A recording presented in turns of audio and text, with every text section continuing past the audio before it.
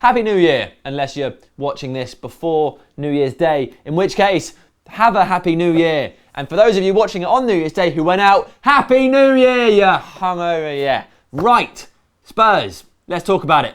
Are we title contenders again?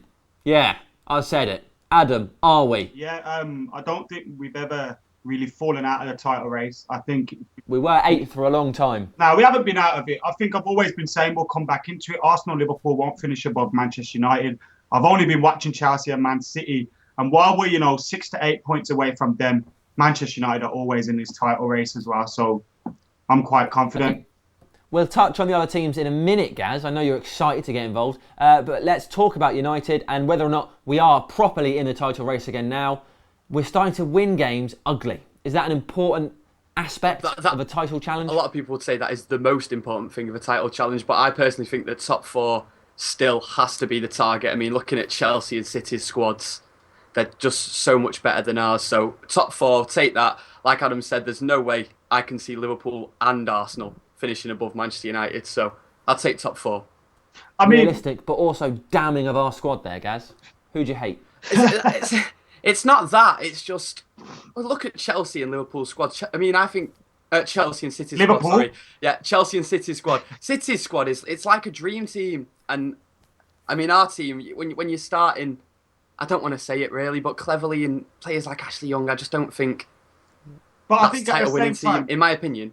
City look like For the keyboard warriors, that's Gaz that's saying that. For those of you that are going to kick off with his opinions, it's Gaz. Adam said something different. Yeah, I know. I make sense. Now, United, yeah, we're in the title race. I'm not saying we're favourites. I still think Man City are the favourites. The title will stay in Manchester this year, I believe, which is a sad thing if we don't win it. But I'm not counting us out. Why should we? We've come back from bigger deficits before. And we're starting to play with a bit more confidence, a bit more tempo. If we can get 1 or 2 players in January, it's on. I hope I'm wrong. Don't get me wrong. I do hope I'm wrong, but I would take top 4. Don't get me wrong, I hope I'm wrong. I've no idea what you're saying anymore. Right, let's move on to the other teams. Liverpool have slowly fallen apart. Their bubble has officially burst, I think we can say. Arsenal, though, are still winning and still top. City have got a bit of form, but they're still not consistent, really. What do we think? Who are the ones to watch, really? Who are the main concerns? I've said it all along. I said it on Arsenal Fan TV. I got mugged off for that. I said it before. Chelsea and Man City, they're the only 2 teams we need to watch. The only two. Arsenal's wheels will fall off real soon. Liverpool's already falling off. Arsenal, Liverpool, forget them. Manchester City, Chelsea. If we can finish above both of them, we've won the league. I think it's easy to write Arsenal off because they haven't won anything for so long. But let's not forget they do have a manager who has won the Premier League title before. But they do have a squad that is so thin that if Giroud gets injured, what they're going to do? Bentner. Exactly. Enough said.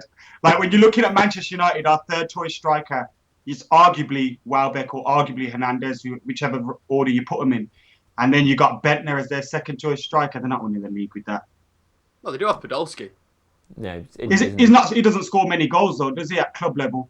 No. I mean, he scored the other day, but he only really performs for Germany, in my opinion. He's a left. He plays more out on the left as well. So they're not winning the league with that strike force unless they make a big signing in January, Suarez or something. I agree that Chelsea and City, they are by far the best teams in the league, I think, in my opinion. And if we can finish above one of them, I'll be very happy. Okay, another team who wanted to be in that mix but certainly aren't are Spurs, and that's who we're playing. So, Adam, what would your team be against them? David De Gea in goal. Okay. I know Rooney and Van Persie have got late fitness tests, so I've only picked one of them, but I carry on with the team. Is that a right back? Yeah. Smalling at right back because Raphael's out still, I believe. Evans and Vidic to continue at centre back. Ever at left back. Then I go with Carrick and Cleverley in the middle. I think Cleverley's, while Carrick's been out in the last few weeks, Cleverley's stepped it up, so I think he deserves a start. Valencia back from suspension and Januzaj out wide. And Rooney just off Welbeck. Okay, Gaz? Yep, I've gone for a similar team really, but I've put Fabio at right back, Vidic, Evans and Ever in defence, Valencia on the right, Carrick Cleverley in the middle, Januzaj on the left, and I think that Rooney and RVP will play because, it's a really big game. I think if we win that, is it 5 games on the bounce in the league? and that's when you know you're hitting good form. So I think you'll see both of them play, and obviously Dave between the sticks. Obviously. So let's talk about Spurs.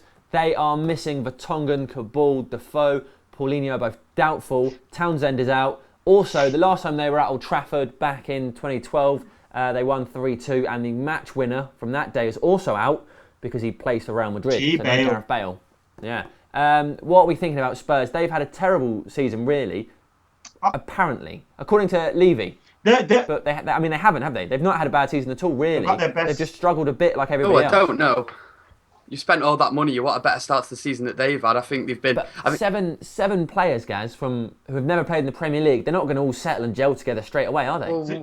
Why have they signed 7 players? Got sacked. Travesty. Why have they signed 7 players that have never played in the Premier League? Then why didn't they go for players who are experienced Premier League players? And I think that goes for us as well in the January transfer market. Go for someone who's been in the Premiership for a while rather than someone who'll take time to gel. Yeah. I think Tottenham Hotspur had a decent start to the season. They lost heavily in some big games, which masked over a lot of what they've done. I think AVB is a great coach, great manager, got great potential. I think he'll be one of the top managers eventually. But I think it's a travesty that they sacked him. Spurs, they brought in some decent players. I like Lamela, Paulinho's class as well. And I think they've got a good team there, and I think AVB should have been given time with it. If you're going to sack AVB, at least bring someone in. Tim Sherwood. They're looking rejuvenated. Tim Sherwood. You're having a laugh, ain't you? Tim Sherwood. What the hell's going on there? What should beat us now? I know. I've set myself up for that, but yeah. Tim Sherwood, come on, man. You're having a laugh. Luckily, Adam, I think the fate of Manchester United versus Tottenham Hotspur will not be decided on your criticism of Tim Sherwood. I think there are bigger factors, bigger powers sort of in charge of these kind of things. To be fair, shouldn't worry about it. He's got Adebayor playing well. That's something big for a manager at the minute, because he's been bad for ages. Who are the danger men? Who are we worried about? I'm honestly scared about Adebayor. Dembele, the game that he had was brilliant, but he is a top player. But I am actually quite scared of Adebayor at the minute. I mean, he looks rejuvenated with the new manager, and he could be one of them surprise packages. Aside from your own personal fears, Gaz, do you think the defenders will be scared of him? Yes, I do think the defenders will be scared of him. I think Vidic and Evans... I think that'll be able to deal with it, to be honest. I mean, it's a strong back four when you think about it, isn't it? I mean, I know Raphael's out. I love Evans. I think he's brilliant. With Raphael being out, I mean, I put Fabio in the team just because I'm a strong believer of players in the position. I mean, he hasn't played for so long. No. I can't see him play, and he won't play, but that's who I would play. Yeah, I wanted to go with Fabio, but I don't pick him because Moyes obviously doesn't fancy him. I think Spurs, their best player will be Dembele. He normally steps it up against Manchester United. If he can boss that midfield against Carrick and Cleverley, then they're halfway there to winning the match. So that's going to be a big battle in the middle of the park. Paulinho, I'm glad he's out because he's a threat as well. But I think we'll win it anyway. So okay, well, tell us what you think the score will be. Prediction time. 2-1, baby. Gaz? I'm going to go 1-0. I think 1-0 as well. Right, guys, thank you very much. Now, if you are going up to Old Trafford for the Spurs game, keep an eye out for Adam. He's going to be outside the stadium after the final whistle. You can give him your opinions on the team, on the transfer window, on Moyes, on Rooney, on Van Persie, on the game itself, on anything you like, really. He'll listen, so long as he's not too hungover. Adam, you've got to be professional. Don't drink much, yeah? I know it's New Year's Eve, but early to bed. 8 o'clock, cup of herbal tea. 8 a.m.? Yeah, herbal tea. Yes. In bed by 8 p.m. Sounds good to me. I'm ready. Good man. I know you're a professional lad. Brilliant. Right, everybody else, if you're not going to the game, or you are, it doesn't matter, subscribe. Brilliant. It'll be the best year of your life. Do it. It's an omen. 2014, the year you subscribed to Full Time Devils, was the year you made it.